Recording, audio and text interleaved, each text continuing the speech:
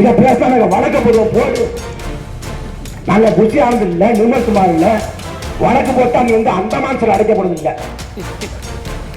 நீ காலம் முழுக்க செயல்படுத்த போறது இல்ல.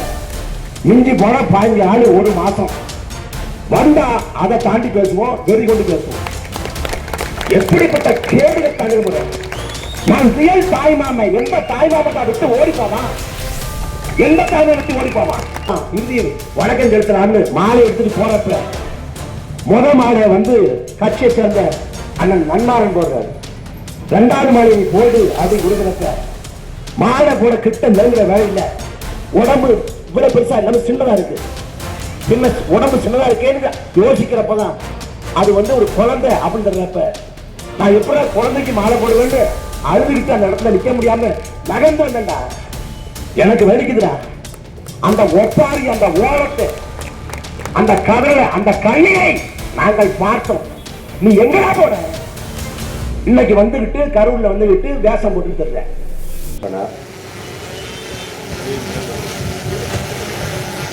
உலக உயிர்களை பிரசவித்த தாய் நீர்தான். நீர் இருக்கக்கூடிய கிரகமான பூமியில் உயிர்கள் தோன்றியது. நீரற்ற கிரகத்தில் உயிர்கள் இல்லை. அதே போல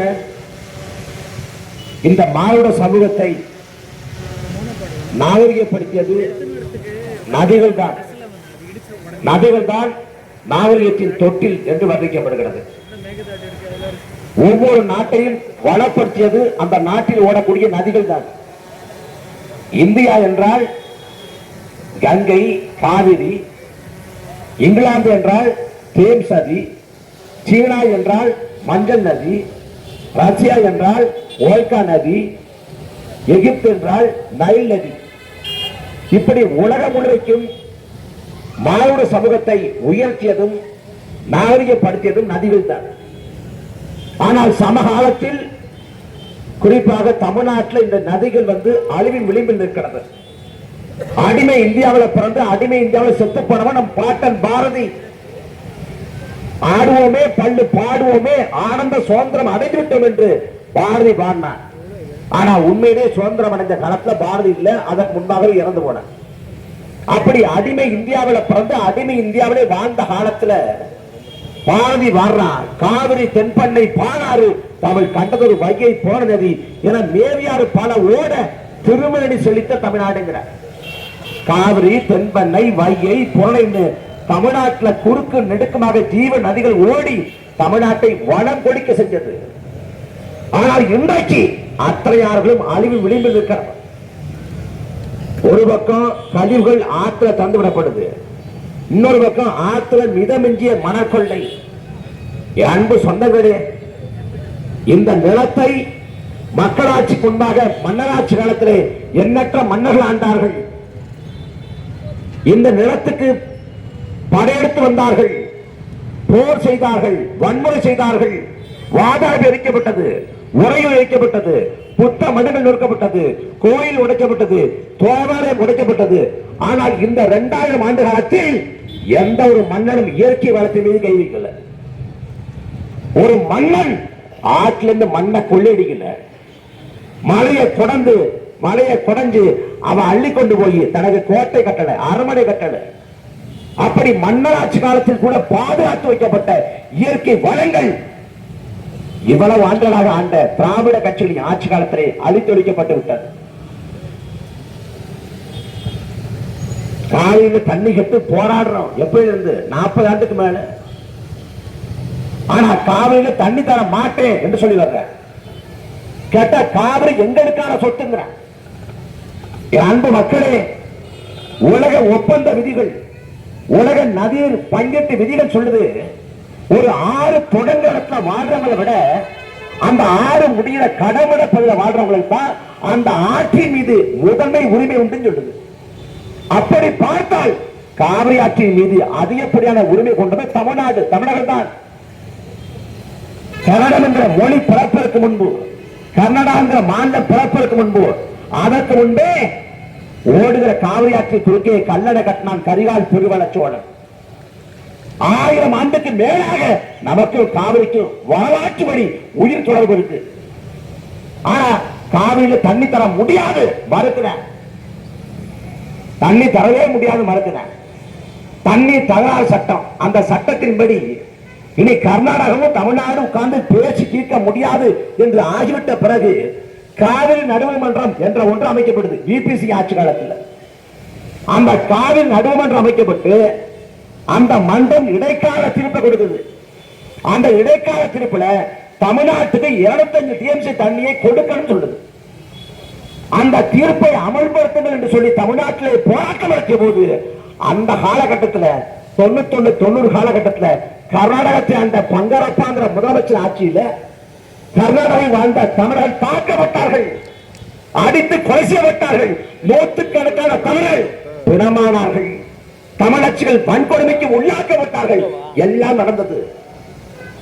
அதுக்கு பிறகு காவிரி நடுவர்மன்றத்துடைய இறுதி தீர்ப்பு, அரசியல் வெளியீடு, காவிரி மேலாண்மை வாரியம், காவிரி ஒழுங்காற்று குழு, அப்படி பலகட்ட போராட்டங்கள், பலகட்ட படிநிலைகள். எத்தனை போராட்டம் நடத்தினாலும் சரி, உச்ச நீதிமன்றம் உத்தரவிட்டாலும் சரி, காவிரி மேலாண்மை வாரியம் சொன்னாலும் சரி, நடுவர்மன்ற தீர்ப்பு வலியுறுத்தினாலும் சரி, நாங்கள் தமிழ்நாட்டுக்கு தண்ணி தர முடியாது தொடர்ச்சியா சொல்லி வர்றேன். மத்தியிலே காங்கிரஸ் ஆண்டாலும் சரி, பாஜக ஆண்டாலும் சரி, கர்நாடகத்தை காங்கிரஸ் ஆண்டாலும் சரி, யார் ஆண்டாலும் சரி, அவன் தண்ணி தரதில்லை. தமிழ்நாட்டில் காவிரி டெல்டா மாவட்டங்கள்னா தஞ்சாவூர், திருவாரூர், நாகப்பட்டினம். ஏன்னா இந்த மாவட்டங்கள் காவிரியால முதன்மையாக பயன்படுது. அதே போல கர்நாடகாவிலும் காவிரி டெல்டா மாவட்டம் இருக்கு. மாண்டியா, மைசூரு, பெங்களூரு, ஹாசன், அப்புறம் அங்கேயும் காவிரி டெல்டா மாவட்டம் இருக்கு. ஆனா இங்க காவிரி சிக்கல் என்று வந்தால் எங்க போராட்டம் நடக்குது? ஒண்ணு தஞ்சாவூர்ல, இல்ல திருவாரூர்ல, இல்ல நாகப்பட்டினத்துல. அந்த காவிரி டெல்டா மாவட்டத்தை தாண்டி ஈரோட்ல, கோயம்புத்தூர்ல, சென்னையில மக்கள் காவிரிக்காக போராடுறானா? இல்லை. அது வெறும் 3 மாவட்ட பிரச்சனையாக இருக்கிறது. ஆனா கர்நாடகாவிட காவிரி டெல்டா மாவட்டம் இல்ல, ஒட்டுமொத்த நில முழுமைக்கும் ஒட்டுமொத்த கல்யாணம் ஒற்றை குரல்ல சொல்றான், தண்ணி தரக்கூடாதுங்கிற. அப்ப அடிப்படையிலேயே காவிரி சிக்கலை 3 மாவட்ட பிரச்சனையாக பார்த்தோம், தோத்து போனோம். அதை எப்ப தண்ணியை தந்து விடுவான்? அதிகப்படியா மிக மிஞ்சிய மழைப்பொழிவு கர்நாடகாவில், அந்த மிக மிஞ்சிய மழைப்பொழிவு காலத்துல வடிகால் போல தமிழ்நாட்டை பயன்படுத்துவான். இப்ப என்ன பண்ண போறான்? காவிரி ஆற்றின் குறுக்கே மேகதாட்டுல தடுப்பணை அணைகட்டான், மேகதாட்டுல அணைகட்டான். அந்த அணையை கட்டி முடித்துவிட்டால் இனி வெள்ள காலத்துல வடிகாலா கூட தமிழ்நாட்டுக்கு தண்ணியை விடமாட்டான். இவ்வளவு நாட்களாக காவிரியை பயன்படுத்தி வந்த நாம், விவசாயத்துக்கு, பாசனத்துக்கு, குடிநீருக்கு என்று பயன்படுத்தி வந்த நாம், காவிரி தாயை முற்றுமுழுதாக மறக்க வேண்டிய நிலை உருவாகும். வெள்ளக்கார ஆண்ட அந்த நாட்டை, அந்த காலத்துல காவிரியிலே தண்ணி வந்துச்சு. மன்னராட்சி காலம் ராணி மங்கம்மாண்டாங்க தஞ்சாவூர், அந்த காலத்துல காவிரியிலே தண்ணி வந்துச்சு. ஆனால் மக்களாட்சி காலம் இன்னைக்கு, ஆனா இந்த காலத்துல காவிரியிலே தண்ணி வர்றதில்லை. ஏன்னா தமிழ்நாட்டை ஆளக்கூடிய ஆட்சியாளர் காவிரியில தண்ணி வர்றதை விரும்பல. காவிரியில தண்ணி வந்தால் என்னாகும்? மண்ணை கொள்ளையடிக்க முடியாது, மணல் கொள்ளை செய்ய முடியாது என்பதால் காவிரியில தண்ணி வர்றத கர்நாடகத்தை சேர்ந்த ஆட்சியாளர் மட்டுமில்ல, தமிழ்நாட்டை சேர்ந்த ஆட்சியாளர் விரும்பவில்லை. காவிரி பால்பட்டு போச்சு. நாம் வேதப்படுறோம். காவிரி ஆற்றின் துணையாறு அமராவதி, காவிரி ஆற்றின் துணையாறு நொய்யல், காவிரி ஆற்றின் துணையாறு பவானி. இந்த ஆறுகள் தமிழ்நாட்டில் தொடங்கி தமிழ்நாட்டிலே முடியுது. இந்த பவானி, நொய்யல், அமராவதி, இந்த ஆறுகள் தமிழ்நாட்டில் எந்த அளவில் இருக்கு? அத்தனை ஆறுகளில் மணல் கொள்ளை, மண்ணை கொள்ளையடித்து ஆறுகளை சாகடித்து விட்டார். ஒரு ஆறு இருக்குன்னா அந்த ஆற்றுல குறைந்தபட்ச நீரோட்டம் வேணும். குறைந்தபட்ச நீரோட்டம் இருந்தால் ஆறு தன்னை சுத்திகரித்துக் கொள்ள முடியும், ஆறு தன்னை தற்காத்துக் கொள்ள முடியும். ஆனால் குறைந்தபட்ச நீரோட்டம் கூட இல்லை. அந்த ஆற்றுல வர்ற ஆற்று பெருக்கற்று அடி சுடும், ஆற்று பெருக்கற்று அடி சுடும், அன்னாலும் ஊற்று பெருக்கால உலகட்டுங்கிற. ஆற்றுல நீர் பெருக்கலன்னா காலை வச்ச அடி சுடும், ஆனா கொஞ்சம் தோன்றோம்னா நீர் சுரக்குங்கிறான் அந்த காலத்துல. ஆனா இன்றைக்கு அப்படிப்பட்ட நிலைமே இல்லை. ஆறுகள் நீர் ஓடுறதில்லை, லாரிகள் ஓடுது. எங்க போய் கொண்டிருக்குது? இப்ப பாலாறு இருக்கு, பாலாறு ஆற்று படுகையில தோல் தொழிற்சாலை வைக்கிறான். தோல் தொழிற்சாலை கழிவுகளை பாலாற்றுல கொண்டு கொட்டுறான். பாலாறு பால்பட்டு போகுது. அந்த பக்கம் நொய்யலாற்று படுகை, அங்க சாயப்பட்ட கழிவு, பின்னலாடை தொழிற்சாலைகள் சாயப்பட்ட கழிவு கொண்ட ஆற்று படுகளை கொட்டுறான், ஆற்றுல கொட்டுறான், ஆற்று நீர்ல கலந்து விடுறான். அதன் விளைவாக ஆறுகள் அத்தனையும் செத்து போனது. அன்பு சொந்தங்களே, விவசாயிகள் தண்ணியை திறந்து விடுங்க, அணையை திறந்து விடுங்க என்று போராடி நீங்கள் கேள்விப்பட்டது உண்டு. ஆனால் விவசாயிகள் தண்ணியை திறந்து விடார்கள் என்று போராடிய செய்தியை நீங்கள் கேள்விப்பட்டது உண்டா? கொங்கு மண்டலத்துல உரத்துப்பாளையம் அணை இருக்கு. உரத்துப்பாளையம் ஊர்ல இருக்கக்கூடிய உரத்துப்பாளையம் அணை, அந்த உரத்துப்பாளையம் அணையை ஒரு காலத்தையும் திறந்து விட்டாங்க என்று விவசாயிகள் போராடினார்கள். எதற்காக? உரத்துப்பாளையம் அணையில தேங்கி இருந்தது நீர் அல்ல, கழிவு நீர். அந்த உரத்துப்பாளையம் ஊர்ல வாழ முடியாம மக்கள் இடம்பெயர்ந்து போனான், புறம்பெயர்ந்து போனான். அந்த நீரை சுவாசித்தால் உடனடியாக மயக்கம் வரும். கர்ப்பிணி பெண்கள் அந்த ஊரிலே வாழ்ந்தால் கரு கலைந்து போகும். அந்த உரத்துப்பாளையம் இருக்கிற ஊரே நாசமாகி போனது கழிவை கொட்டி. ஒரு அண்ணன் சொல்றாரு, ஒரு 15 ஆண்டு இருக்கும், நான் திருப்பூர்ல இருந்து உரத்துப்பாளையத்துக்கு போனேன். திடீர்னு தாகம் எடுத்துச்சு. ஒரு வீட்டுல தண்ணி கேட்டேன். தண்ணியை அந்த அம்மா கோடையில கொண்டு வந்தாங்க. கொண்டு வரப்ப எந்த ஒரு பான்னு கேட்டாங்க. நான் திருப்பூர்னு சொன்னேன். கொண்டு வந்த தண்ணியை திரும்ப கொண்டு போயிட்டாங்க. ஏன்னா திருப்பூர்ல தான் இந்த தொழிற்சாலைகள் இருக்குது. இந்த தொழிற்சாலைகள் நாசப்படுத்த நம்ம ஊரை அப்படி ஆக்கிட்டாங்கிற ஆதங்கம் கோபம். அன்பு சொந்தங்களே, மனிதன் விஷத்தை அருந்தினால் எப்படி வாயிலை நோய் தள்ளுமோ அதே போல ஆறுகள் நச்சை உண்டுவிட்டு நுரை தள்ளி செத்துக் கொண்டிருக்கிறார். கடவரப்பள்ளி அணையில் நுரை தள்ளுது, நுரை பொங்கி வருது. காரணம் என்ன? கர்நாடகாவில் மிதமிஞ்சி அளவுல அவன் கழிவு கலக்க விடுறான். தென்பண்ணை ஆறு கர்நாடக மாவட்டத்தில் நந்தி மலைங்கிற பகுதியில் உருவாகுது.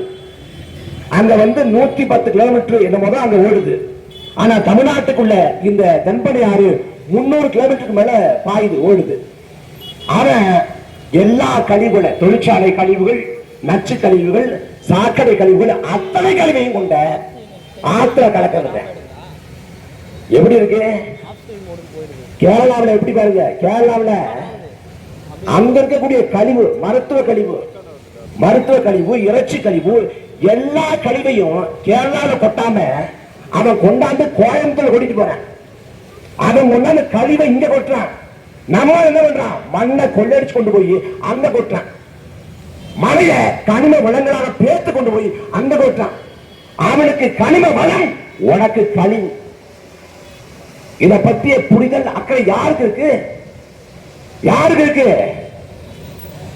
கலவரப்பள்ளி அணையில் அந்த நோய் தடுற போது அதை பார்த்து கண்ணீர் வெடிச்சு கோபப்படுற ஆள் யாரு? நாம் தமிழர் கட்சிகள் தான்.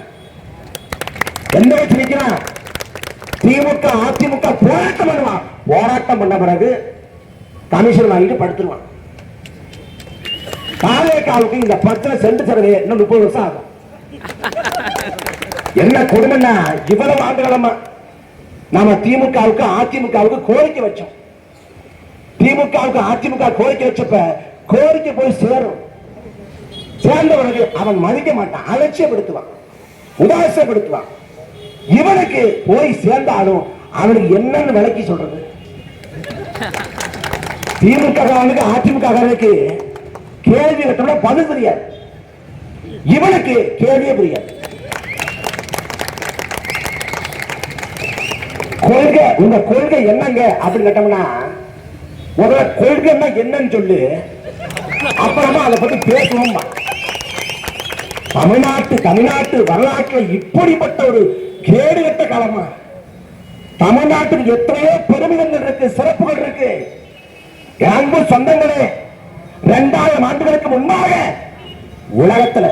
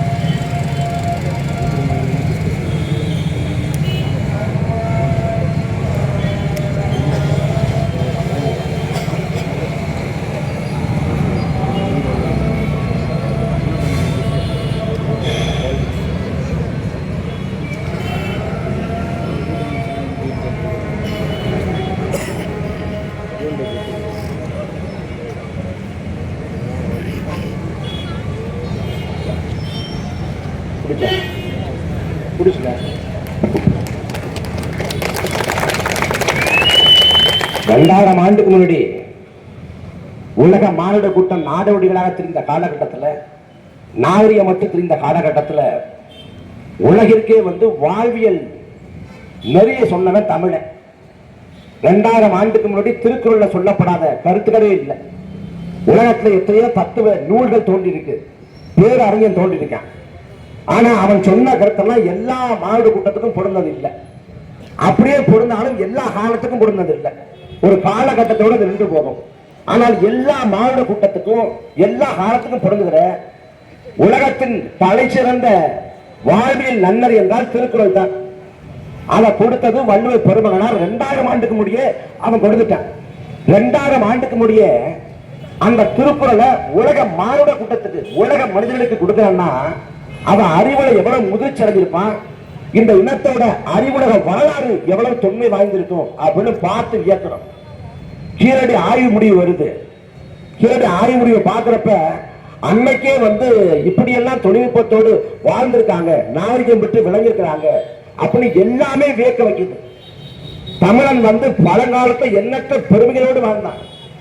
தமிழ்நாடு எப்போதும் இந்தியாவில் தனித்து தெரியும், தனித்துவமான மாநிலம்.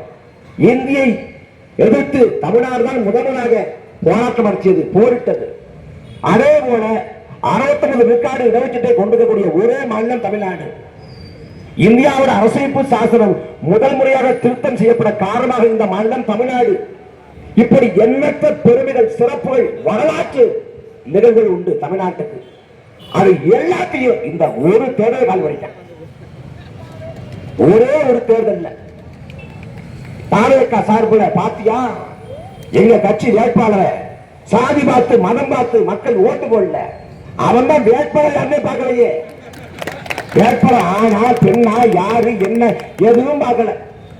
விசிலுக்கு போய் குத்துவோம்னா, நான் விஜய்க்கு விசிறினா இப்ப ராத்திரி காத்து வராம விசிறிட்டு வந்துருக்கேன்.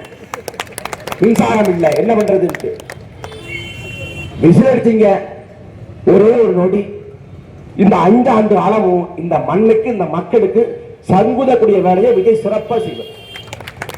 ஏன்னா இவ்வளவு காலமா ஆண்டவங்க, ஆண்ட ஆட்சியாளர்கள் ஒரு தவறு நடக்குது, ஒரு குளறுபடி நடக்குதுன்னா அந்த தவறுக்கு பொறுப்பேற்பாங்க. ஆனா அதுக்கு பிறகு காரணம் சொல்லுவாங்க, பொய்யான போலியான காரணங்களை சொல்லுவாங்க. ஆனா இப்ப வந்திருக்காரு திருவாளர், அவர் பொறுப்பே இருக்க மாட்டார். ஏமால பலி போடுறாங்க, ஏமால பலி போடுறாங்க. வாயிலை வேட்டை அடிச்சுக்கிட்டு பொதுமக்களை ஒப்பாரி வைப்பார். ஒப்பாரிங்கிற கலை அழிந்து கொண்டிருந்த கலையா இருந்துச்சு. அதை மேடையை மீட்டுவாக்கம் பண்ணக்கூடிய ஒரே தலைவர் தாவேக்காடு தலைவர் விஜய் தான். ஒப்பாரி தான், நம்மள பலி போடுறாங்க. கரூர்ல நான் என்ன பண்ணேன்? கரூர்ல 41 பேர் சாவதற்கு காரணம் இந்த விஜய் தான். நீ இன்னைக்கு அதிகாரம் இருக்கிற திமிர்ல ஆட்டம் போடலாம், இன்னைக்கு ஆங்காரம் கொண்டு பேசலாம், அங்கலாய்க்கலாம். ஆனால் கரூர் சம்பவம் என்று பதிவு செய்தால் வரலாறு விஜய அரசியல் கோலை என்றுதான் பதிவு செய்யும். நீ கோலை, நீ யார் காரணம்? 41 பேர் செத்து போனது காரணம் யாரு? நாமக்கல்ல காலைல 8:30 மணிக்கு படப்பிடிப்பு என்று விஜய்க்கு சொல்லப்பட்டிருந்தா 8:30 மணிக்கு ஒப்பனை போட்டுக்கிட்டு அலங்காரம் பண்ணிக்கிட்டு உட்கார்ந்து இருப்பார். ஆனா நாமக்கல்ல 8:30 மணிக்கு பரப்புரை என்று அறிவிக்கப்படுது. 8:30 மணி நாமக்கல்ல பரப்புரைக்கு சென்னையில இருந்து 8:30 மணிக்கு கிளம்புறார் சாவகாசமா. 12 மணிக்கு கரூருக்கு விஜய் வருவார், இது சொல்லப்படுது. ஆனா கரூருக்கு போனது ராத்திரி 7 மணிக்கு. 7 மணி நேரம் கால தாமதம். காலையிலேயே எல்லாரையும் திரட்டி அந்த பாட்டை போட்டு எல்லாரையும் ஆட வச்சு அவங்களுக்கு சாப்பாடு ஏற்பாடு பண்ணல, அவங்களுக்கு குடிநீர் ஏற்பாடு பண்ணல, ஒழுங்க கழிப்பறை இல்லை. அப்படி ஒரு நாடு முழுக்க ஆடி பாடி களைச்சு போய் உடம்புல இருக்கக்கூடிய நீர் சத்தெல்லாம் வெளிப்பட்டு 7 மணிக்கு விஜய் வந்த உடனே ஒரு கட்டத்தில் அந்த கூட்டத்தில் நெரிசல் தாங்க முடியாம சோறு விட்டு மயக்கமடைந்து கீழே விழுவப்ப ஒருத்தர் மேல ஒருத்தர் விழுந்து காலை வச்சு மிதிச்சுன்னு 41 பேர் செத்து போனாங்க. ஒரு மனசாட்சி கொண்ட மனுஷன் என்னால உயிர் போச்சே என்ன கதை துடிச்சிருப்பான். நான் பொறுப்பேற்கிறேன், நான் தெரிஞ்சு போகல, என்னால உயிர் போச்சு, நான் இந்த மரணங்களுக்கு, இந்த சாவுகளுக்கு நான் வருந்த பொறுப்பேற்க ஒரு நல்ல மனிதன் இருப்பான். ஆனா விஜய் சொல்ல மாட்டார். என்ன கேடு கட்ட கூட்டம் இருக்கு, ஒரு கேடு கட்ட ஈழத்தனமான கூட்டம். அவர் பண்ண மாட்டாருங்க, ரொம்ப நல்லவருங்க. பீஸ்ட்னு ஒரு படம் பார்த்த நீ, பீஸ்ட்னு ஒரு படம், திரைப்படம். அந்த திரைப்படத்துல ஒரு காட்சி, முதல் காட்சியில குழந்தை இறந்து போகுது. குழந்தை இறந்து போன உடனே அந்த குழந்தை சாவுக்கு தான் காரணம் அடிச்சுக்கிட்டு விஜய் மனவச்சராரு. எங்க படத்துக்குள்ள தூக்கம் இல்லாம தவிக்கிறாரு. உலகில் நிபுணரை போய் பார்க்கிறாரு. அப்படிதான் படத்தோட அந்த காட்சி தொடங்குது, பீஸ்ட் படம். ஆனா நிஜத்துல 8 குழந்தை செத்து போச்சுடா, 8 குழந்தை. அந்த சாவுக்கு பொறுப்பேற்றாரா? இல்ல விஜய் சொல்றது போல தாவேக்கா சொல்றது போல சதி நடந்தது, காவல்துறை கொண்டது என்றால் கொண்ட காவல்துறை எடுத்து சண்டை போட்டுக்கணுமா? தொடரடி மாதிரி ஓடி போய்க்கணுமா? எதுக்கு ஓடி போல? வீட்டுக்குள்ள கோழி அடையாக்கிறது போல 30 நாட்கள் ஏன் அடையாத்த? ஏன் ஓடி போன? அத்தனை கட்சிக்காரரும் வந்துருந்தான். கரூர் அரசு மருத்துவமனையில் எல்லா கட்சியாரும் வந்துருந்தான். வந்தடிக்காத ஒரே கட்சிக்காரன் இந்த கேரியத்தை தாவேக்காரன் தான். அத்தனை பேரும் அலைபேசி அழைச்சு வச்சுட்டு வாட்ஸ்அப் குழுவை விட்டு வெளியே போய் ஒவ்வொருத்தர் கோவாவில் பதங்கினான், கேரளாவில் பதங்கினான், விஜய் வீட்டில் பதங்கினாரு. ஒருத்தவங்க செத்து போனது உன் கட்சிக்காரன் செத்து போனப்ப உன் கட்சி கொடிய அரை கும்பத்துல பறக்க விட்டியா? எழுந்தவர்களுக்கு கட்சி சார்பாக தமிழ்நாடு முழுக்க மலர் வழக்கம் செலுத்துங்க, அதுல பதாகை வச்சு மரியாதை பண்ணுங்க சொன்னியா? செத்து போன கட்சிக்காரங்க உடம்பு மேல கட்சி கொடிய போத்துங்க, கண்ணீர் வழக்கம் முழக்கமிடுங்க சொன்னியா? செத்து போனவங்க 41 பேர் உடம்ப உன் கட்சிக்காரன் பார்த்தாங்கடா, ஒருத்தன் பார்த்தாங்கடா. அன்னைக்கு உனக்காக வந்து செத்து விழுந்தப்ப என்ன பார்க்க வந்து செத்துட்டானேன்னு கட்டி பிடிச்சு காதுகால இருந்தா நீ மனுஷன்டா. நீ தலைவனும் இல்ல, நீ மனுஷனும் இல்ல. தமிழ்நாட்டில் நீ வந்து முதலமைச்சர் இருக்கலாம், ஆனால் மரியாதைங்கிறது மதிப்புங்கிறது முதலமைச்சர் நாற்காலிக்கு தான், விஜய்க்கு இல்ல. இத பேச நாங்க வழக்க போடுவோம் போடு. நாங்க புஷி ஆனது இல்ல, நிர்மல் குமார் இல்ல. வழக்கு போட்டா நீ வந்து அந்தமான் சில அடைக்கப்படுறது இல்ல, நீ வந்து காலம் முழுக்க சிறைப்படுத்த போறது இல்ல. மிஞ்சி போன 15 நாள் 1 மாசம் வந்தா அதை தாண்டி பேசுவோம், வெறி கொண்டு பேசுவோம். எப்படிப்பட்ட கேடுக தலைமுறை! நான் ரியல் தாய்மாமை. எந்த தாய்மாமட்டா விட்டு ஓடி போவான்? எந்த தாய்மை விட்டு ஓடி போவான்? விக்கிரவாண்டி மாநாட்டில் பேசுறப்ப இதே விஜய் பேசினார். என் தங்கை, என் சொந்த தங்கை வித்யா இறந்து போன போது எந்த வழி இருந்ததோ அதே போல வழியால துடிச்ச அனிதா இறந்து போன போது அன்றைக்கு அனிதாவின் மரணத்தை சொல்லி அனுதாபத்தை தேடிய விஜய் இந்த தாவேக ஆட்சி காலத்துல 4 பிள்ளைகள் செத்து போயிருக்கு. 4 பிள்ளைகள், 19 வயசுல 3 பிள்ளை, 20 வயசுல 1 பிள்ளை. நேர்த்தவரை ஏன் ரத்து பண்ண நான் கேட்கல. இறந்து போன பிள்ளைகளுக்கு இரங்கல் அறிக்கை விட்டாரா விஜய்? கரூர்ல ஒவ்வொரு குடும்பத்துக்கும் சராசரியாக 35 லட்சம் கொடுக்கப்பட்டிருக்கு. கட்சிகள் சார்பாக, மத்திய மாநில அரசுகள் சார்பாக ஒட்டுமொத்தமா 35 லட்சம். ஆனா அதுக்கு என்ன சொல்றாரு? இல்ல அது போதுமானது இல்ல, நான் அரசு வேலையும் தர்றேன், சரி அரசு வேலையை 50,000 வச்சு தர்றேன். நீ பதவி பிரமாணம் எடுக்கிறப்பவே என்னால பாதிக்கப்பட்ட இல்ல இறந்து போன குடும்பத்தாருக்கு நான் வந்து அரசு வேலை தரேன்னு சொல்ல வேண்டியதானே? ஏன் சொல்லல? முதல் கையெழுத்து பாதிக்கப்பட்ட குடும்பத்தாருக்கு அரசு வேலைன்னு சொல்ல வேண்டியதானே? ஏன் சொல்லல?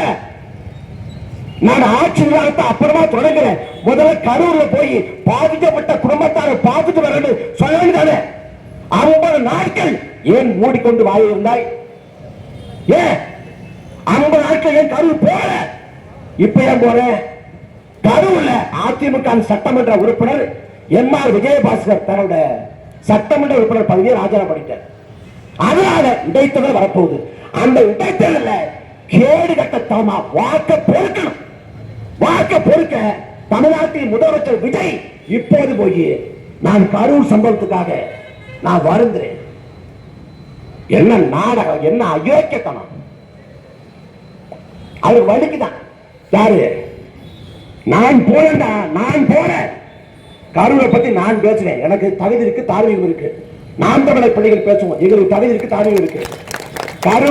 கரூர்ல விபத்து நடந்துச்சுன்னு கேள்விப்பட்ட உடனே அண்ணன் சீமான் உத்தரவிட்டாங்க, நாம் தமிழர் உறவுகள் மருத்துவமனைக்கு உடனடியாக போங்க.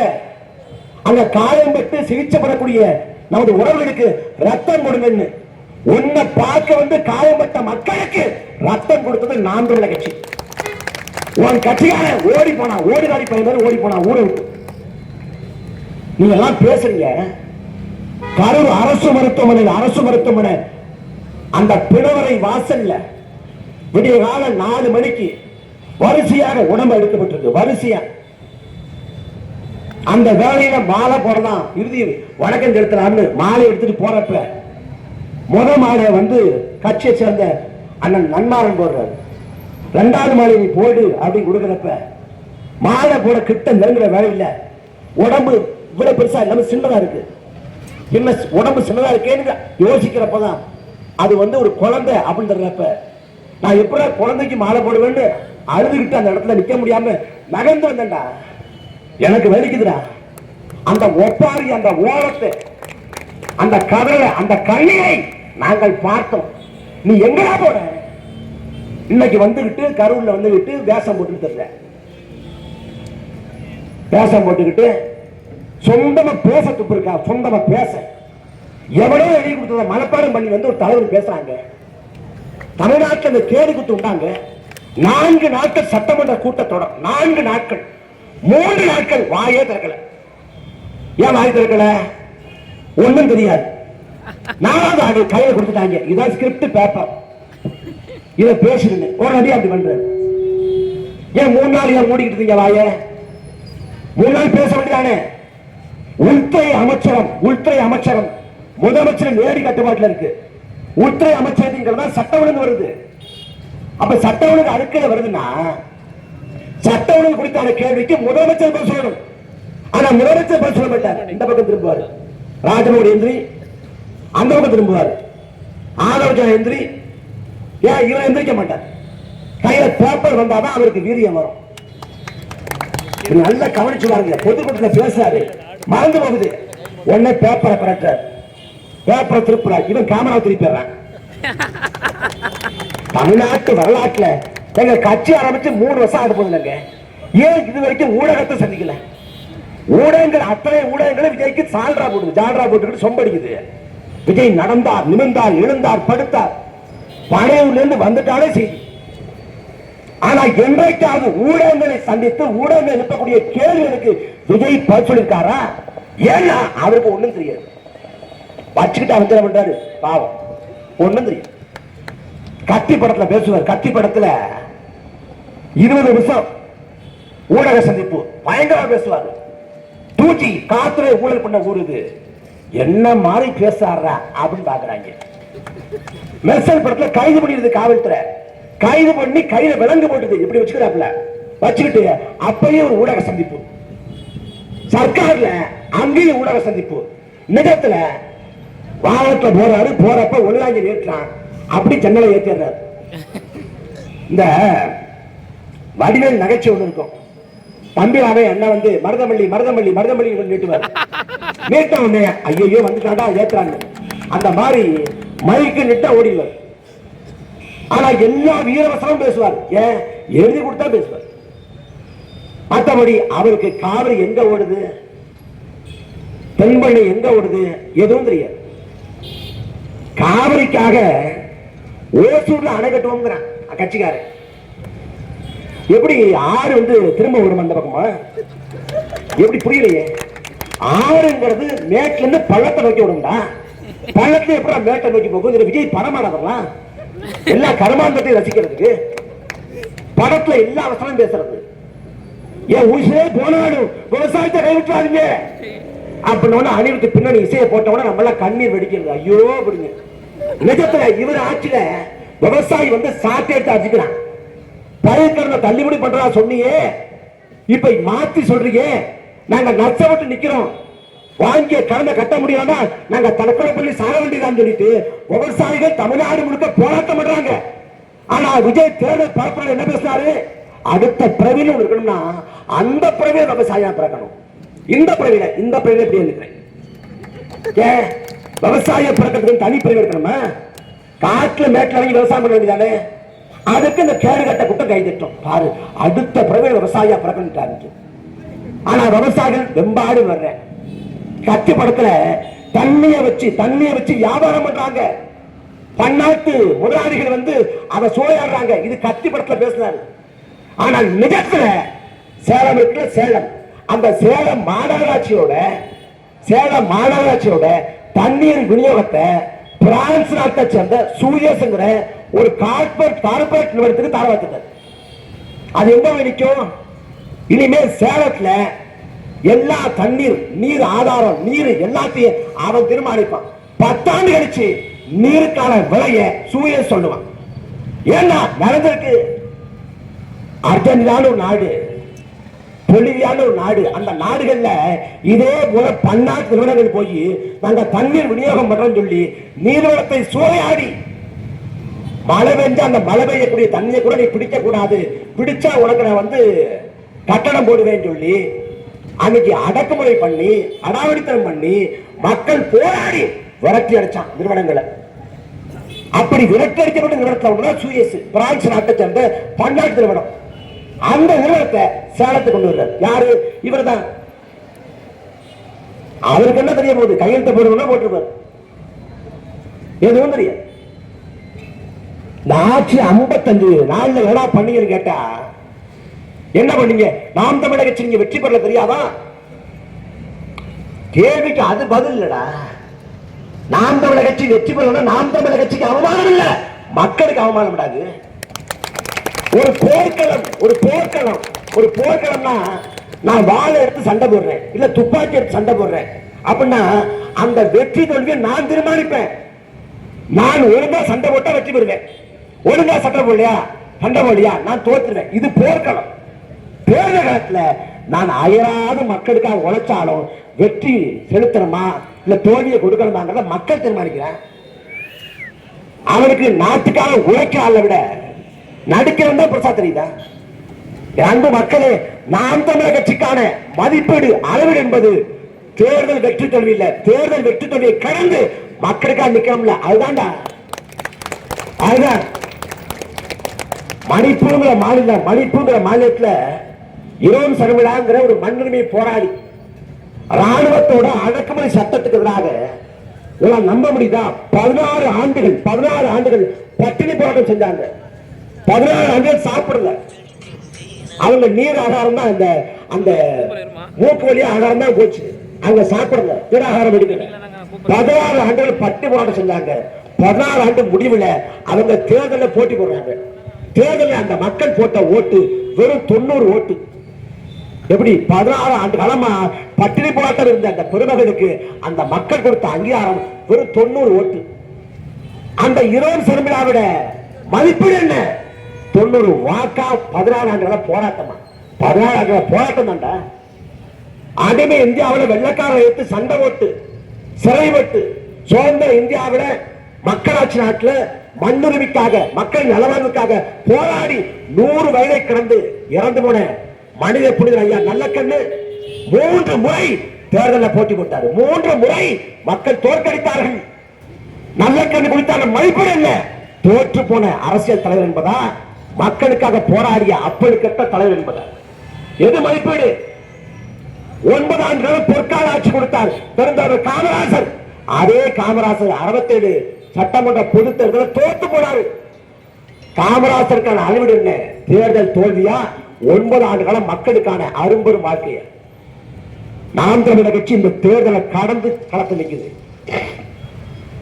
இங்க வாக்கு செலுத்தினாலும் சரி, செலுத்தாமட்டாலும் சரி, இந்த மண்ணுக்காக மக்களுக்காக நாம் தமிழக கட்சி போராடும்.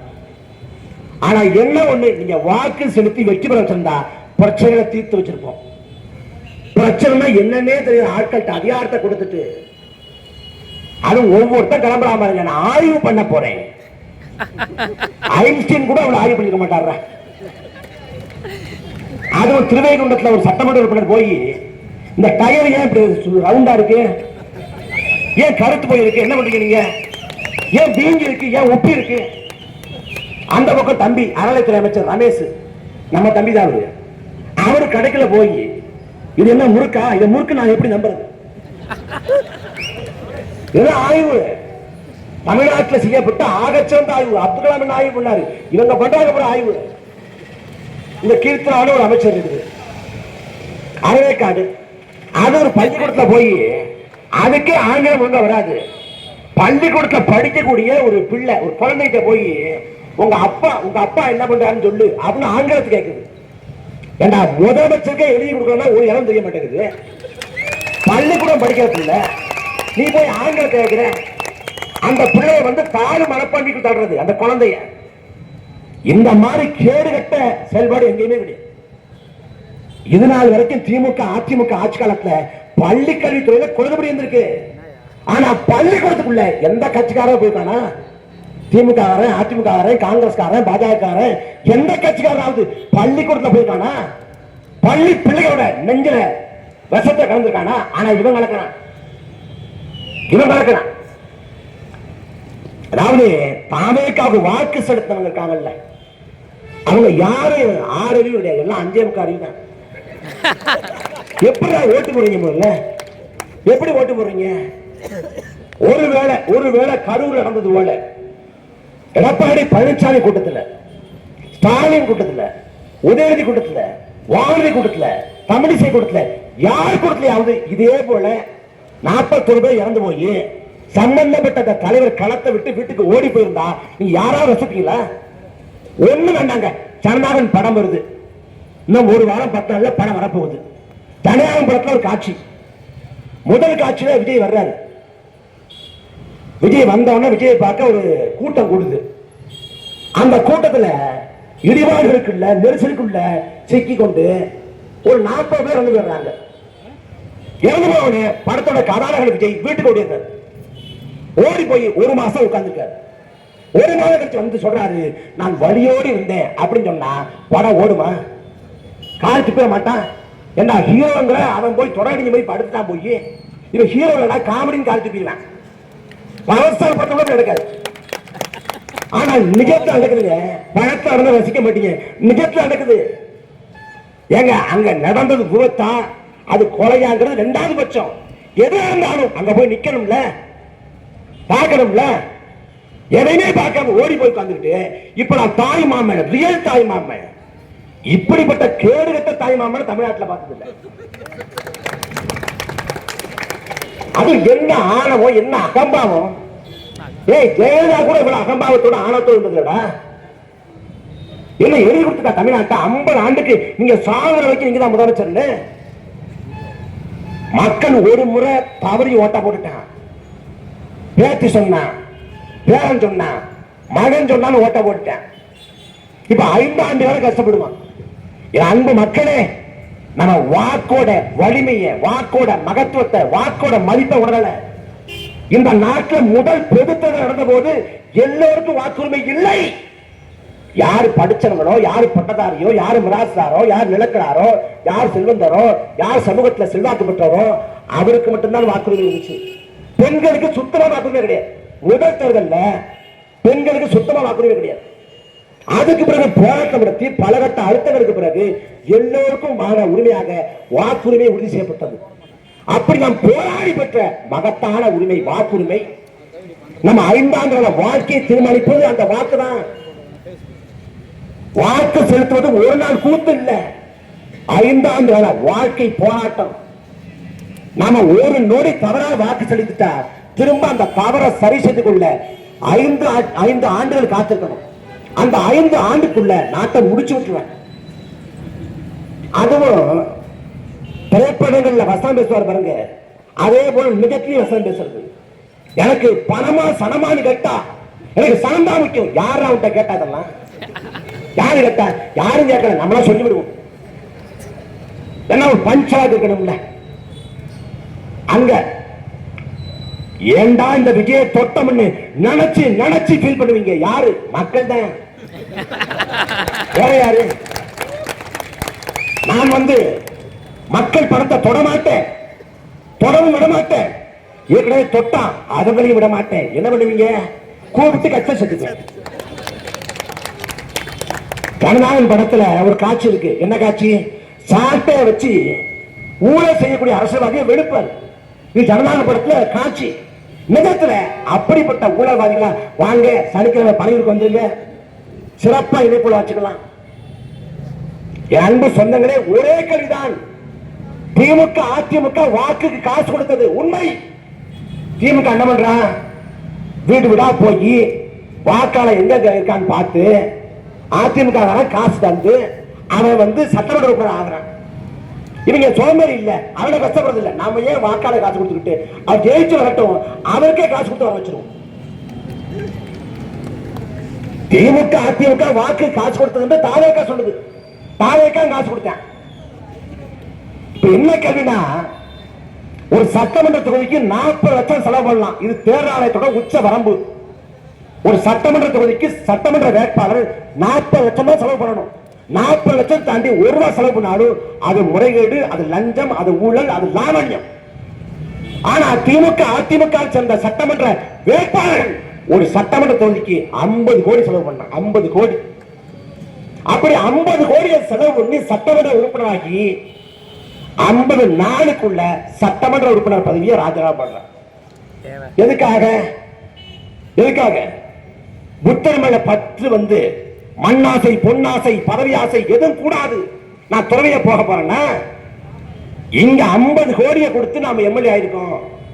நாம தாவேக்கு ஆளுங்கட்சியா இருக்கு. அங்க போனா 50 கோடிய 200 கோடியா எடுக்கலாம் அப்படிங்கிற லாபரட்ட கணக்கு. அதிமுக கட்சி ஊழல் சக்திங்கிற, ஊழல் கட்சிங்கிற யாரு? இதே விஜய். அதிமுக ஊழல் கட்சியா? ஆம், ஊழல் கட்சி தான், மாற்று கருத்து இல்ல. அதிமுக அதிமுக யாரு? அதிமுக யார ஊழல்வாதி விஜய் குறிப்பிடுறாரு? எம்ஜிஆர் குறிப்பிடுறாரா? இல்ல. ஜெயலலிதா குறிப்பிடுறாரா? இல்ல. எடப்பாடி பழனிசாமிய ஊழல்வாதிங்கிறது. எடப்பாடி பழனிசாமியை ஊழல்வாதின்னு சொல்றாருன்னா 2017 இருந்து 2021 4 ஆண்டு காலம் எடப்பாடி பழனிசாமி ஆட்சி காலம். அந்த 4 ஆண்டு கால எடப்பாடி பழனிசாமி ஆட்சி காலத்தை தாவேகா ஊழல் ஆட்சி என்று சொல்லுது. அந்த 4 ஆண்டு காலத்துல 30 அமைச்சர்களை கொண்டு எடப்பாடி பழனிசாமி நிர்வாகம் பண்ணார். இன்னைக்கு சொல்றாங்கல்ல, ராஜமோகன் இருக்காரு, பள்ளி கல்வித்துறை அமைச்சர். அவருக்கு 3 துறை கொடுக்கப்பட்டிருக்கு. பள்ளி கல்வித்துறை, அப்புறம் தொல்லியல் துறை, செய்தி மற்றும் விளம்பரத்துறை. ஆனா அவர் பார்க்கிற ஒரே துறை ஜால்ரா துறை. மேடையில என்ன மாதிரி ஜால்ரா போட்டு விஜய கவர் பண்ணலாம். நம்ம ஒழுங்கா பேசாம விட்டோம்னா அமைச்சரவையை அடுத்த மாத்திரம் நம்மளை மாத்திட்டாங்கன்னா அப்படிப்பட்ட அமைச்சர். நான் என்ன கேட்கிறேன், எடப்பாடி பழனிசாமி அமைச்சரவைய ஆட்சிய ஊழல் ஆட்சி என்று விஜய் வர்ணிக்கிறார். எடப்பாடி பழனிசாமி அமைச்சரவையில பள்ளி கல்வித்துறை அமைச்சராக செங்கோட்டையன். எடப்பாடி பழனிசாமி அமைச்சரவையில செய்தி மற்றும் விளம்பரத்துறை அமைச்சராக கடம்பூர் ராஜு. எடப்பாடி பழனிசாமி அமைச்சரவையில சுகாதாரத்துறை அமைச்சராக விஜயபாஸ்கர். எடப்பாடி பழனிசாமி ஆட்சி காலத்தில் போக்குவரத்துறை அமைச்சராக எம்.ஆர். விஜயபாஸ்கர். எடப்பாடி பழனிசாமி அமைச்சரவையில பிற்படுத்தப்பட்ட, மிகவும் பிற்படுத்தப்பட்ட சிறுபான்மை நலத்துறை அமைச்சராக இருந்தது திருச்சி வளர்மதி. எடப்பாடி பழனிசாமியில வனத்துறைக்கு, சுற்றுலாத்துறைக்கு இருந்தவங்க உடுமலை ராதாகிருஷ்ணன், வெள்ளமணி நடராஜன். இப்ப எடப்பாடி பழனிசாமி அமைச்சரவையில அமைச்சராக இருந்த ஊழல் பெருச்சாரிகளை கட்சியில சேர்த்துக்கிட்டு நீ எப்படா ஊழல் ஒழிப்ப?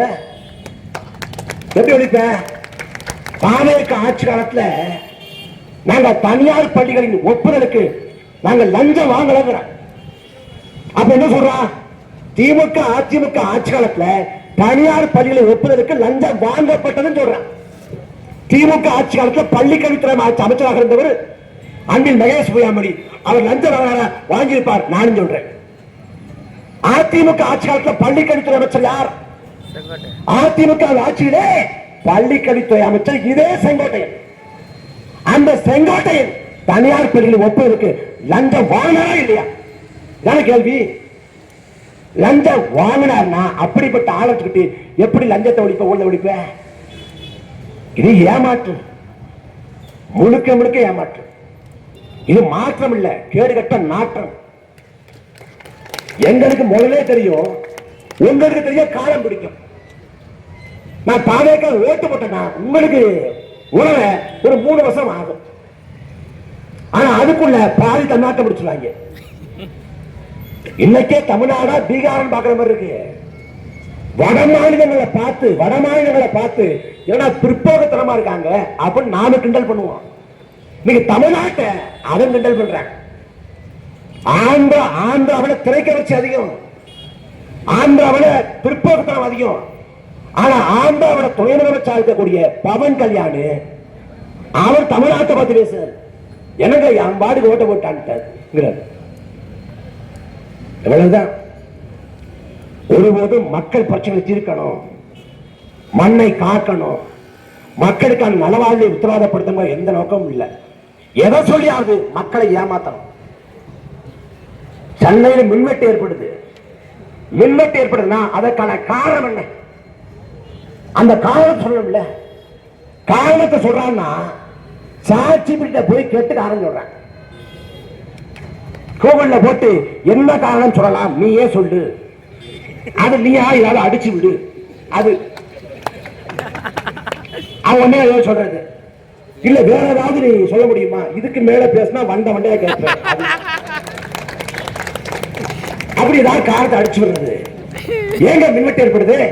அதாவது பேஸ்கர் இருக்குல்ல, அவங்க 5 பேர் சேர்ந்து புடிச்சு போயிட்டாங்க. எப்ப பிடிச்சாங்க? அவங்க காலையில பிடிட்டாங்க.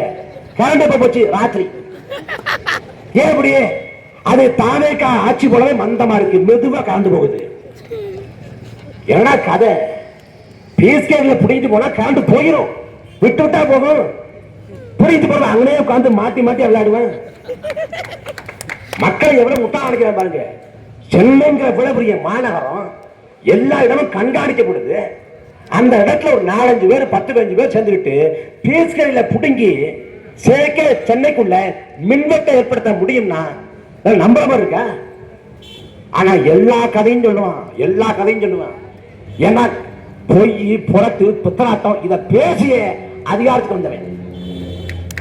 மற்ற கட்சிகள் நீங்க பாஜக எடுத்துக்கீங்க. பாஜக கூட தேர்தல் பரப்புரை செஞ்சிருக்கான், வேலை செஞ்சிருக்கான். தேர்தல் சமயத்தை கூட வேலை செய்யாம ஓய்வடிச்ச கூட்டம்னா தாவேகா கூட்டம் தான். என்ன கூத்து தெரியுமா? தாவேகாவை சேர்ந்த பாதிக்கும் மேற்பட்ட வேட்பாளர்கள் திமுக அதிமுக காசை வாங்கிட்டு அவன் வேலையே செய்யல. வேலை செய்ய வீட்டுல உட்காந்துட்டான். மக்கள் ஓட்ட ஓட்டி எம்எல்ஏ ஒரு வேட்பாளர் சொல்ல முடியாது, பேர் சொல்ல முடியாது. அவர் திமுக சேர்ந்த வேட்பாளர்கிட்ட தாவேகா வேட்பாளர் 50 லட்சம் வாங்கிட்டார். 50 லட்சம் வாங்கிட்டு வேலையே செய்யல. அந்த வாக்கு எண்ணிக்கையும் போது மூட்டை முடிச்சு எடுத்துட்டு சென்னை கிளம்பிட்டார். அலவேஸ்ல கூப்பிட்டு, யோ நீ தான் லேடியில போயிட்டு இருக்க, உட்காரியான்னு இருக்கான். அவர் அமைச்சர், அவர் அமைச்சர் இல்ல, அவர் சட்டமன்ற உறுப்பினர். அப்படி அமைச்சர் இருக்கிறாங்க. காசை வாங்கி திமுக அதிமுக காசை வாங்கிட்டு வேலை செய்யாம இருந்தா அமைச்சானாலும் விட்டாங்க. என்னமோ ஒரு கேலி குத்து, ஒரு கால கொடுமை. தமிழ்நாட்டை இப்படியெல்லாம் ஒரு நிலைமை நினைச்சு பார்க்கல. தமிழ்நாட்டோட அந்த அடையாளமே செஞ்சு போச்சு. தமிழ்நாட்டில் அரசியல் புரிதல் உண்டு, குறைந்தபட்ச சமூக பார்வை உண்டு. மக்கள் அப்படியெல்லாம் முடிவெடுத்த மாட்டாங்க. மக்களுக்கு தெளிவு உண்டு. அப்ப எல்லாத்தையும் உடைச்சு வைத்தாங்களே, எல்லாத்தையும். எதுக்குடா ஓட்டு போட்ட அப்படின்னு கேட்டா பதில் சொல்ல முடியல. இல்ல போட்டேன் பதில் இல்ல. விஜய பிடிக்கும் அதுக்காக போட்டேன். அவருக்கும் அது அதிர்ச்சி. நம்ம முதலமைச்சர் ஆயிட்டோமா? அவர் இன்னமும் தேர்தல் பரப்பை விட்டு வரல. தேர்தல் பரப்பில் என்ன பேசணுமோ அதான் பேசிட்டு இருக்காரு. எந்த பிரச்சனைக்கும் பொறுப்பெடுத்து இந்த பிரச்சனையை இவ்வாறு சரி செய்வேன், இப்படி சரி பண்ணுவேன் அப்படிலாம் பேசுறது. மக்கள் மத்தியில் வர்றது, 20 நிமிஷம் எழுதி கொடுக்கறத அப்படியே மனப்பாடம் பண்ணி ஒப்பிக்கிறது, அதுல ஒரு இடத்துல பஞ்ச் கலாக்கு, கொஞ்சம் எமோஷனு எல்லாத்தையும் கலந்து கலவையா சுந்தரிசி படம் மாதிரி கொடுத்துட்டு கிளம்பி போயிடுவார். கேடு கட்டா யோசிக்கணும். இன்னைக்கு கிளவரப்பள்ளியில அணையில நுரையா பொங்குது. யார்கிட்ட போய் சொல்றது? சுற்றுச்சூழல் துறை அமைச்சர் ராஜீவ், அவர் அமைச்சரான பிறகு ஒரு ஊடக சந்திப்பு. என்ன சுற்றுலாத்துறைக்கு அமைச்சரா போட்டிருக்காங்க, நான் இப்படியா பண்ண போன ஆரம்பிக்கிறார். ஏங்க நீங்க சுற்றுலாத்துறை இல்லைங்க, நீங்க சுற்றுச்சூழல் துறை. ஓ, ரெண்டுமே சூழல் தான் ஆரம்பிக்குதா? சரி, முதல்ல போயிடலாம். பேட்டியை எடுத்துங்க, முதல்ல ஆரம்பிக்க, ரீடேக் போயிடலாம். தமிழ்நாடு பார்க்காத கந்தரகுலம் நடக்குது. கேட்டா நாங்க பெண்களின் பாதுகாப்புக்குன்னு சிங்கப்பெண் அதிரடிப்படை வச்சிருக்கோம். சிங்கப்பெண் அதிரடிப்படை பேரை கேட்க நல்லா இருக்கு. இந்த படத்துல விவேக் சொல்லுவாரு, ஸ்னேகா அந்த பேர்லாம் தான் விழுந்துட்டேன். அந்த மாதிரி உடம்பு முடியாம இருக்கும். கொஞ்சோண்டு மழை பெஞ்சா கூட சளி பிடிச்சிடும். நோஞ்சானா இருப்பான், பேர் இருக்கும் ஆரோக்கிய சாமி. அடிப்படை அறிவே இருக்காது, அறிவிச்சலும் பேர் இருப்பேன். எதுக்கு வர்ற ஆளை ஒழுங்கா பார்க்க மாட்டான், எங்கேயோ குணத்துட்டு இருப்பான். ஆனா பேர் வச்சிருப்பான் கண்ணாயிரம். அந்த மாதிரி சிங்கப்பெண் அதிரடிப்படை. நான் பெண்களுக்கான பாதுகாப்பை உத்தரவாதப்படுத்துகிறேன். என் அன்பு சொந்தங்களே, இந்த சிங்கப்பெண் அதிரடிப்படைங்கிறது ஒரு பம்மாத்து, ஒரு ஏமாற்று. ஏன்னா சிங்கப்பெண் அதிரடிப்படைக்கு எந்த அதிகாரமும் இல்லை. அந்த அதிரடிப்படை வழக்கு போடலாமா? வழக்கு போட முடியாது. குற்றம் நடந்த பிறகு புலனாய்வு பண்ணலாமா? புலனாய்வு பண்ண முடியாது. குற்றவாளியை விசாரணை பண்ணலாமா? விசாரணை பண்ண முடியாது. அப்ப என்ன பண்ணலாம்? அந்த சீருடைய போட்டுக்கலாம், வாகனத்துல போகலாம். போறப்ப எங்கேயாவது குற்றம் நடந்தா குறுக்க போய் விழுந்து தடுக்கலாம். இது நடந்துச்சு, குற்றவாளி ஓடாம அங்கே நிக்கிறான்னா அவனை பிடிச்சு காவல் நிலையத்துல கொண்டு போய் நிறுத்தலாம். காவல் நிலையத்துல வழக்கு போடாம விட்டாம இவங்க கேட்க முடியாது. இவ்வளவுதான் அதிகாரம். கடந்த காலத்துல அம்மா பெட்ரோல் அடுத்து ரோந்து படை 4 சக்கர வாகனம் அவங்க ரோந்து போவாங்க ஒண்ணு இருந்துச்சு. அப்புறம் பிங்க் பெட்ரோல் அப்படிங்கிற அந்த ரோந்து படை அவங்க 2 சக்கர வாகனத்துல ரோந்து போவாங்க. எல்லாரும் மகளிர் தான். அப்படி ரோந்து போவாங்க. போறப்ப கண்பார்வை குற்றம் நடந்தா அதை தடுப்பாங்க. இதுதான் தமிழ்நாட்டோட மக்கள் தொகை. என்ன பெண்கள் மட்டும் 4 கோடி பேர். 4 கோடி பெண்களை இந்த சிங்கப்பெண் அதிரடி படம் ரோந்து போய் காப்பாத்துமா? சரி, சிங்கப்பெண் அதிரடி படத்துல எத்தனை இருக்காங்க? இப்போது இருப்பது 2565 பேர். இதை மேல விரிவாக்கம் பண்ணா மேல 2000 பேர், மொத்தமா 5000 பேர். 5000 பேர் ரோந்து போய் இவ்வளவு பெரிய மாநிலத்துல 5000 பேர் ரோந்து போய் 4 கோடி பெண்களை காப்போம்னா இதெல்லாம் கதைக்காகிறத? தமிழ்நாடு இங்கிலாந்து நாட்டுக்கு நிகரான நிலப்பரப்பை கொண்டது. உலகத்துல சுதந்திரம் பெற்ற 100 நாடுகளை விட தமிழ்நாட்டின் நிலப்பரப்பு பெருசு. அந்த தமிழ்நாட்டை ரோந்து போய் காப்போம்ங்கிறாங்க. நீ உண்மையே பெண்களை காப்பாற்ற நினைக்கிறியா? பெண்கள்கிட்ட போய் கேளு, எது வேணும்னு கேளு. முதல்ல சொல்லுவாங்க இந்த போதையை கட்டுப்படுத்துங்க, இந்த டாஸ்மாக் சாராய கடையை மூடுங்கன்னு. சாராய கடையை மூடு, சாராய கடையை முற்று முழுதாக தமிழ்நாடு முழுக்க மூடு. ஒரே நாள்ல மூட வேண்டாம், 1 வருஷம் இலக்கு வச்சுக்க. கொஞ்சம் கொஞ்சமா நேரத்தை குறை, கடைகள் எண்ணிக்கை குறை, இலக்கு வச்சு மொத்தமா மூடி விட்டு. அதே போல கஞ்சா, அபினு, போதை பொருள், இந்த கராயின், கள்ளச்சாராயம், எல்லா போதை பொருட்களையும் போர்க்கால அடிப்படையில் ஒழிச்சு விட்டு எல்லாத்தையும் ஒளி. நீ டோல் ஃப்ரீ எண்ணு, இலவச எண்ணு கொடு. போதை பொருள் புழக்கம் இருந்தா அந்த எண்ணுக்கு தகவல் சொல்லலாம் அப்படின்னு மக்கள்கிட்ட விளம்பரப்படுத்து. உங்களோட தனி உரிமை பாதுகாக்கப்படும். உங்களோட பாதுகாப்பு உத்தரவாதப்படுத்த உத்தரவாதத்தை கொடு. போதை பொருட்களுக்கு தானே விழிப்புணர்வை ஏற்படுத்தி பண்ண முடியும், சாத்தியப்படுத்த முடியும். ஆனா பண்ணணுங்கிற நோக்கம் இல்லை. ஏன்னா போதை பொருளை பயன்படுத்துறவன், போதை பொருளை விற்கிறவன் 2 பேருமே தாவைகள் இருக்கான். தமிழ்நாட்டில் ஒரு அமைச்சர் இருக்காரு, சரத்துன்னு ஒரு அமைச்சர். சாதா சரத்துல கிள்ளி சரத்து. குழந்தைக்கு காய்ச்சலா, சளியா, இருமலா, மாத்திரை தரணுமா, அவர் அணுகுங்க. மாத்திரை எப்படி தரணும் சொல்லுவாரு. என்ன பண்ணணும்னா ஐபிஎல் போட்டி பார்க்க போகணும். மனைவியோட போக கூடாது, மனைவி வீட்டில் விட்டுறணும். அங்க போயிட்டு அந்த மாத்திரைய ஏடிஎம் கார்டை வச்சு உடைச்சு அப்படியே கோடா வச்சு அதை வீடியோ எடுத்து இன்ஸ்டாகிராம்ல போட்டு தக்கலை பொம்மந்து போட்டு அப்புறமா குழந்தைக்கு கொடுக்கணும். ஐபிஎல் போட்டி பார்க்க போய் அங்க போய் போதையை போட்டு வந்துருக்காரு சரத்து. அவர் தமிழ்நாட்டில் அமைச்சர். கேட்டால குழந்தைக்குங்க அந்த மாத்திரையை பொடி பொடியா நுழுக்கிட. குழந்தை யாரு? அந்த குழந்தையே அவர் தாங்க. இவர் யாரு? இவர் கஸ்டமர். சப்ளை யாரு? விஜயபாஸ்கர். அவர் என்ன பண்ணாரு? அவர் அமைச்சா இருக்கப்ப குட்கா போன்ற குட்கா போன்ற போதை பொருள் நீ எங்க வேணாலும் தமிழ்நாடு முழுக்க வித்துக்க, விநியோகம் பண்ணிக்க. எனக்கு மாதம் கப்பம் கட்டு. அதுக்கு பேர் என்ன?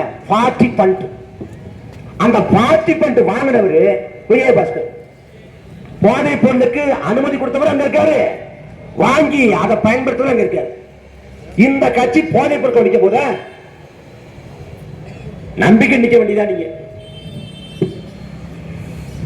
இந்த மண்ணுக்கு மக்களுக்கு ஒரு பிரச்சனை அப்படின்னா யாரு வர்றாங்களே இல்லையோ நாங்கள் வருவோம், வந்து நிற்போம், போராடுவோம். நீங்க ஓட்டு போடுறீங்க, போடல, நீங்க வெற்றி பெற வைக்கிறீங்க, தோக்கடிக்கிறீங்க, நாங்க பேசுவோம்.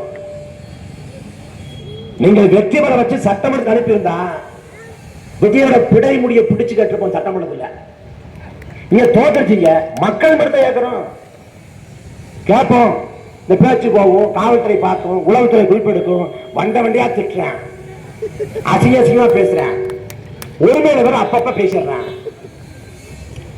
முதலமைச்சருக்கே வாயில வந்துருது, நான் ஒரு கடைக்கோடி மகன், ஏன் வாயில வராத? எனக்கு அந்த டேஷ் அப்படின்னு போட வரல. அதனால நீங்களே பார்த்து எப்படி வேணுமோ அப்படி எடிட் பண்ணிக்கங்க. நாங்கள் இந்த மண்ணுக்காக மக்களுக்காக சமரசமின்றி போராடுவோம். வங்காளி மாட்டாங்கிற போராளி தாய் சொல்ற, மக்களை அரசியல் படுத்தாது, மக்களை அணிதிரட்டாது, இந்த வளங்கள் யாவும் மக்களுக்கு சொந்தமானதுங்கிற புரிதலை உருவாக்காது, இந்த வழக்கொலையை தடுக்க முடியாதுங்கிற. அதே போல நாங்கள் முழங்குறோம், இந்த வளங்கள் மக்களுக்கானது என்று மக்கள்கிட்ட உணர்த்தும். கீவ புரட்சியாளர் சேகரா சொல்றான், மக்களுக்கான போராட்ட களத்தில் நான் சமரசமற்று போராடுவேன். ஒருவேளை நான் வென்று விட்டால் மக்களோட மக்களாக நின்று மகிழ்வேன், வீழ்த்தப்பட்டால் வரலாற்றி வாழ்வேங்கிறான். வரலாற்றி வாழ்ந்து கொண்டு சேகர. அதே போல இந்த மண்ணை காக்க, மக்களை காக்க களத்தம் வைக்கிறோம். இந்த கலவர படியா அந்த அணையில இந்த நுரைய பிரச்சனைங்கிறது வெறுமனே இந்த ஒரு பிரச்சனை மட்டும் இல்ல, தமிழ் தேசிய இனத்தின் பிரச்சனை, ஒட்டுமொத்த தமிழ்நாட்டோட பிரச்சனை. அது எந்த அளவுக்கு போயிருக்குன்னா, ஒற்றுமுழுதா இந்த நிலம் முழுமைக்கும் பால் விடுது. என்ன சொல்றாங்க, மனித மலத்துல, விலங்குகளின் கழிவுல எந்த பாக்டீரியா இருக்குமோ அந்த பாக்டீரியா தென்படி ஆற்று தண்ணீர் இருக்குங்கிறாங்க. அந்த பாக்டீரியா 500 இருந்துச்சு வச்சுங்க, 500 அந்த அளவு, 500 அளவுல இருந்தா அந்த தண்ணியை வந்து குடிக்க பயன்படுத்தலாம். 5000 அளவுக்கு இருந்தா அதை சுத்திகரிச்சு பயன்படுத்தலாம். அந்த 5000 ஆபத்தானது. ஆனா 20000 அளவுக்கு இருக்குது. எது? மனித மலத்துல விலங்குகளை கழிவு இருக்கக்கூடிய அந்த பாக்டீரியா தென்பணி ஆற்று தண்ணியில் இருக்கு. அந்த தண்ணி இந்த நிலம் முழுமைக்கு ஊடுருவா, பூமிக்குள்ள போனா நிலத்தடி மட்டம் பாழ்பட்டு போகும், விவசாயம் முற்றுமுழுதாக அழிந்து போகும். ஒரு வேளை விவசாயத்துல உணவு தானியம் விளைவிச்சு வந்தாலும் அந்த உணவு தானியம் நச்சாக மாறி போகும். வேலூர் வரைக்கும் தாக்கம் இருக்குங்கிறாங்க. வேலூர் வரைக்கும் நம்ம பார்க்கிறோம், காவடி பார்க்கிறோம், ஒரு கிணத்துல வந்து தண்ணி பொங்குது, அது நுரையா வருது. கிணத்து தண்ணி, ஆத்தண்ணி மட்டும் இல்ல, கிணத்தண்ணி ஒட்டுமொத்த நிலத்தடி மட்டும் முடிஞ்சு போச்சு, நெடி ஏறுது, சுவாசிக்க முடியுதுங்கிறாங்க. அப்ப எவ்வளவு பெரிய சுற்றுச்சூழல் பேரிடுது. என் அன்பு சொந்தங்களே, ஒரு நாட்டில் போர் ஏற்பட்டு யுத்தம் உண்டு, அங்க வாழ முடியாம அகதியா இடம்பெயர்ந்தா கூட போர் முடிஞ்ச பிறகு, அமைதி திரும்பிய பிறகு அந்த நிலத்துக்கு திரும்ப வந்துடலாம். ஆனா ஒரு நாட்டில் நிலம் கெட்டு போய், நீர் கெட்டு போய், காற்று கெட்டு போய், தட்பவெப்பம் மாறி போய் அந்த நிலத்தை விட்டு இடம்பெயர்ந்தோம்னா எந்த காலத்தையும் திரும்ப முடியாது. இங்க நிலம் கெடுது, நீர் கெடுது, காற்று கெடுது, தட்பவெப்பம் மாறி போகுது. இன்னைக்கு உலகளாவிய பிரச்சனைங்கிறது, போர் நடக்குது உலகம் முழுக்க. அமெரிக்காவுக்கு நடக்குது, ரஷ்யாவுக்கு நடக்குது, உக்ரைனுக்கு நடக்குது. அடுத்த போர் வந்து உலகளாவிய பிரச்சனை இல்ல, காலநிலை மாற்றம், புவி வெப்பமாதல், கிளைமேட் சேஞ்ச், இதான் உலகளாவிய முதன்மை சிக்கல். ஒட்டுமொத்த மாநில குலத்தை அச்சுறுத்தி கொண்டிருக்கிற முதன்மை சிக்கல் காலநிலை மாற்றம், புவி வெப்பமாதல். ஏன்னா பூமி தன்னோட இயல்பை தாண்டி மாறிக்கொண்டிருக்கு. அதன் விளைவாக மிதமிஞ்சிய மழை பொழிவு, மிதமிஞ்சிய வறட்சி, மிதமிஞ்சிய பனிப்பொழிவு எல்லாம் ஏற்படும். நம் தாத்தா காலத்துல புயலை பார்த்துக்கவே மாட்டாங்க, புயல்ங்கிறது கேள்விப்பட்டிருப்பாங்க. ஆனா நம் காலத்துல கஜா புயல், ஒக்கி புயல், நிவர் புயல், மிக்சாம் புயல் பல புயலை பார்த்துட்டோம். ஏன்னா காலநிலை மாறிவிட்டது. சென்னைங்கிற மாநகரத்துக்குள்ள குளிரூட்டி ஏசி இல்லாம வாழ முடியாங்கிற நம்ம ஆகி போச்சு.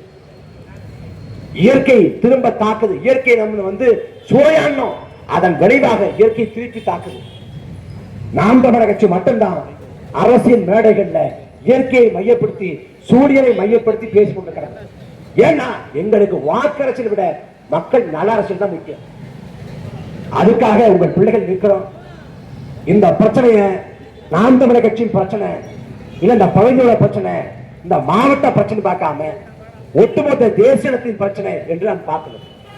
எந்த ஒரு போராட்டத்தை தொடங்குறப்ப ஒரு கட்சி முன்னெடுத்தா, ஒரு இயக்கம் முன்னெடுத்தா அடையாள போட்டமா இருக்கும். ஆனால் ஒட்டுமொத்த மக்களும் வீறு கொண்டு எழுந்து போராடுறப்ப அது புரட்சியாக மாறும். நமது நிலத்தை, நமது மண்ணை, நமது சூழலியலை காப்பதற்காக நாம் போராடுவோம். போராடினா மட்டும்தான் நம்மளை தற்காத்துக் கொள்ள முடியும். போராட்ட களத்தை தொடர்ந்து நாம் தமிழர் கட்சி மக்களுடன் இருக்கும். உறுதியாக இந்த நிலத்தை, இந்த வளத்தை காப்போம். நன்றி, வணக்கம்.